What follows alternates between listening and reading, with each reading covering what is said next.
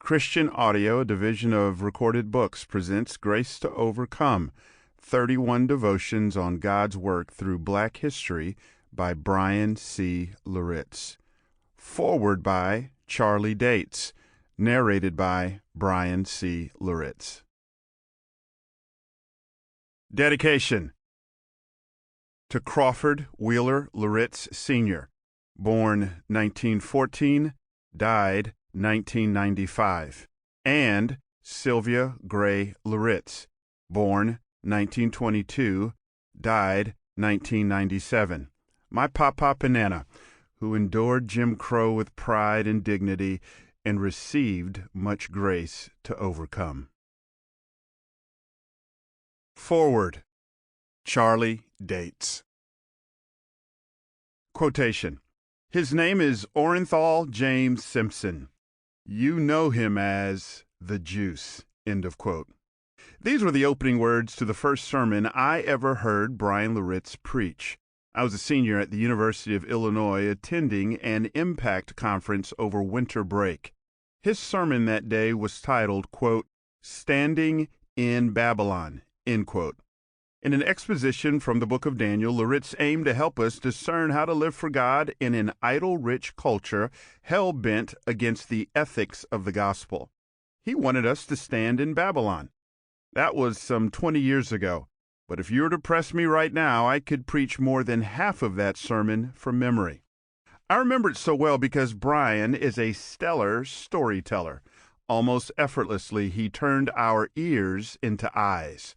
The other, more meaningful reason I remember it is the story he told that day had meaning attached. So many stories are told today with so little meaning attached to them. You can find them a dime a dozen in political stump speeches and sermons alike. What a tragedy it is to listen to a speaker and feel no real application, to listen to a message with no real transformative impact from the narratives they tell. I sometimes feel that way when listening to some of our popular comedians.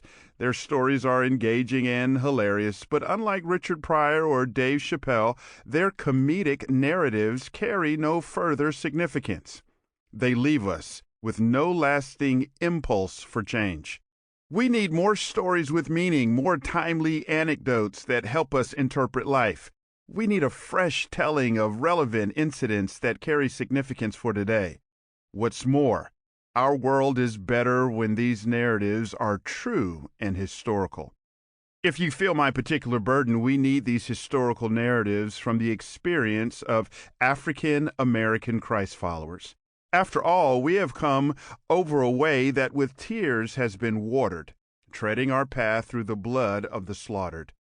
The intersection of faith with the unique African American story is perhaps the most timely message for America today. It's not just a story that we read, but a story that reads us.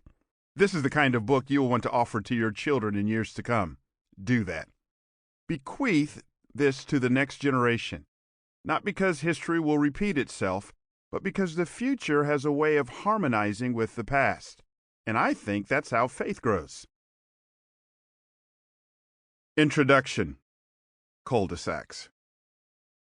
Some years ago, my family, that's my wife Corey, our boys, and me, packed up our things and headed out to Arizona to spend Thanksgiving with Corey's relatives. A few days in, my wife thought it would be great to take us on a tour of her old stomping grounds. When we told our sons what we would be up to for the next several hours, the look on their faces said, quote, anything but this, end quote. Off we went. We pulled into the apartment complex where Corey spent her preschool years. She pointed to a patch of grass in the middle of the buildings which once had swing sets and seesaws.